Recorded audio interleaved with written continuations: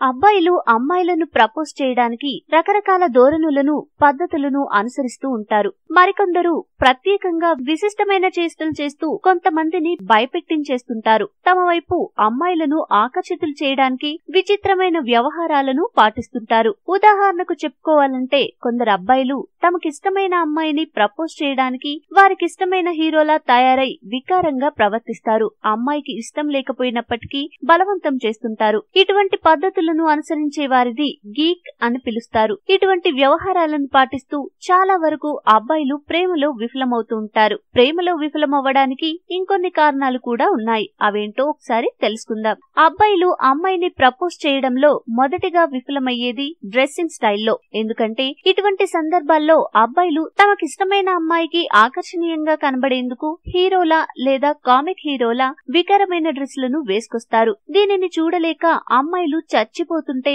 పైగా ఆ హీరోల సినిమాలలో ఉన్న కొన్ని రొమాంటిక్ డైలాగ్స్ చెప్పి ఘోరమైన అవమానాన్ని కొని తెచ్చుకుంటారు. అమ్మాయిల మనస్తత్వం ఎలా ఉన్నా వారు లోలోపల చాలా సున్నితంగానే ఉంటారు. అమ్మాయిలను ప్రపోజ్ చేయడానికి నానా తంటాలు పడకుండా సింపుల్ గా వెళ్లి అడిగేస్తే చాలు. చాలా మంది అమ్మాయిలు కూడా సింపుల్ గా ఉన్న అబ్బాయిలనే ఇష్టపడతారు. సినిమాలు లేదా కామిక్స్ నుంచి ప్రేరణ పొందే కొందరు ప్రేమికులు అందులో ఉన్న పాత్రలలో లీనమైపోయి తమ ప్రేమికురాల్ని మెప్పించడానికి ప్రయత్నిస్తుంటారు. అందులో చూపించే రకరకాల సూట్స్, రింగ్స్ వంటివి తీసుకెళ్లి అమ్మాయిని ఇంప్రెస్ చేయడానికి చూస్తారు. కానీ ఇటువంటి వాటిని సాధారణంగా ఏ అమ్మాయి ఇష్టపడదు. అమ్మాయి వేసే ప్రతి చిన్న జోక్ కు కొంతమంది అబ్బాయిలు ఎగబడి నవ్వేస్తుంటారు. అబ్బాయిలు కూడా అమ్మాయిలను తమ బుట్టలో పడేయడానికి పిచ్చి పిచ్చి జోకులు వేస్తూ కామిక్ సినిమాలలో ఉండే హీరోలాగా మొహాలను వికారంగా కమెడియన్ లాగా యాక్ట్ చేయడం వంటివి మొదలు పెట్టేస్తారు. ఇటువంటివన్నీ అమ్మాయికి ఒక మోతాదులో నచ్చుతాయి తప్ప ప్రతిసారి ఇటువంటి ట్రిక్స్ ను ఉపయోగించడం వల్ల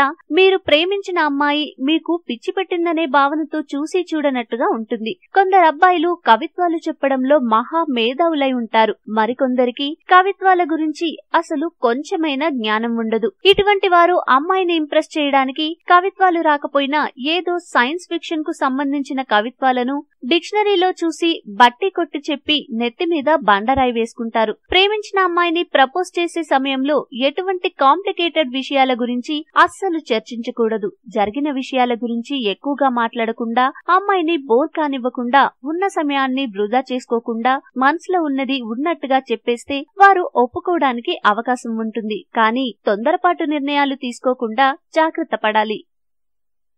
మీకు ఈ వీడియో నచ్చితే లైక్ చేయండి, మీ ఫ్రెండ్స్ తో షేర్ చేసుకోండి. కానీ సబ్స్క్రైబ్ చేయడం మాత్రం మర్చిపోకండి. Thanks for watching.